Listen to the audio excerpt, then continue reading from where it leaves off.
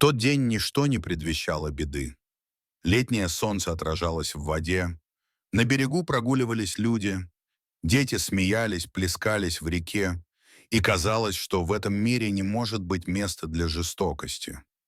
Но где-то в тихом, уединенном уголке этой самой реки разыгрывалась трагедия. Собака пыталась выбраться из воды. Ее лапы из последних сил барахтались, пытаясь оттолкнуться от холодной глубины, но груз, привязанный к ней, медленно и неумолимо тянул вниз.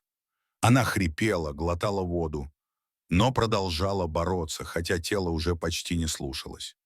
Люди на берегу не сразу заметили странную активность. В воде. Было похоже на плывущий предмет. Может, мешок, может, коряга. Но одна женщина, ее звали Анна, все-таки обратила внимание.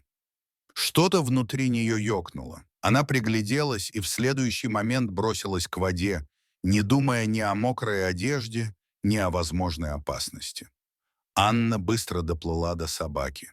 Она увидела в ее глазах ужас, боль и надежду.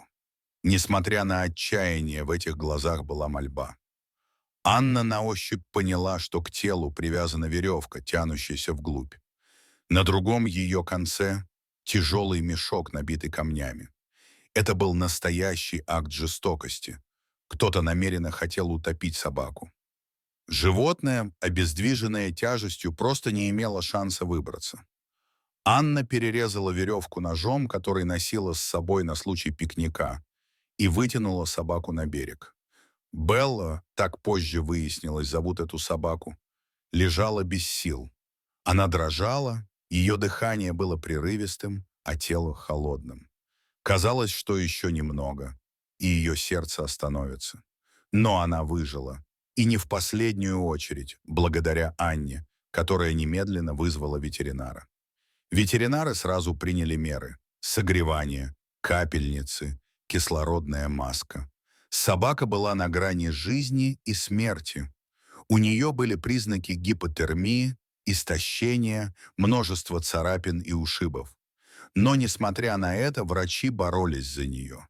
Им удалось стабилизировать состояние Беллы. Врачи отметили, что животное невероятно выносливое. Вскоре она начала самостоятельно пить воду. Через несколько дней принимать пищу. Через неделю делать первые осторожные шаги по территории клиники. Анна не могла смириться с мыслью, что кто-то способен на такую жестокость. Она подала заявление в полицию. История Беллы стала широко обсуждаемой. Ее история распространилась в соцсетях, появилась в новостях. Люди были возмущены до глубины души. Благодаря огласке полиция получила массу сигналов. Один из них вывел следователей на подозреваемую пару, мужчину и женщину, ранее владевших собакой. Оказалось, что Белла действительно жила у них, но потом надоела. Они решили избавиться от нее самым варварским способом. Пока вина подозреваемых не доказана судом, им предъявлены обвинения по статье о жестоком обращении с животными. Им грозит реальный срок. Расследование продолжается, но полиция уверена, именно они ответственны за этот поступок. Тем временем Белла медленно, но верно восстанавливалась. Ее начали выгуливать на короткие дистанции. Она знакомилась с другими собаками, реагировала на ласку. Сначала с осторожностью. Она все еще не доверяла людям, но вскоре поняла, теперь ее никто не обидит. Врачи отмечали положительную динамику. Шерсть начала блестеть, раны заживали, аппетит вернулся. Белла даже начала вилять хвостом при виде Анны, которая приходила к ней каждый день, принося вкусности и игрушки. Анна признается, что с первого дня почувствовала особую связь с Беллой. Когда я увидела ее глаза в воде, я поняла, мы теперь связаны. Я не могу бросить ее, говорила она. Друзья уговаривали ее оставить собаку у себя, но Анна долго сомневалась. У нее уже была кошка и кролик. Однако все решилось само собой. В один из дней Белла Фли, выйдя из клиники, легла у ее ног и просто смотрела. Это был ее выбор. Теперь Белла живет у Анны. У нее есть мягкая лежанка, игрушки, поводок с ее именем, миска с гравировкой.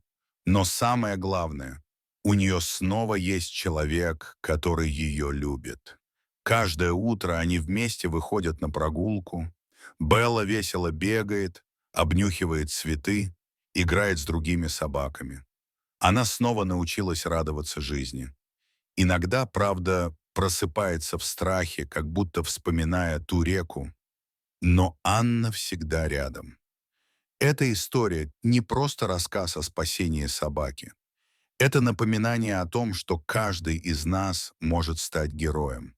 Иногда достаточно просто не пройти мимо, просто заметить, просто не быть равнодушным.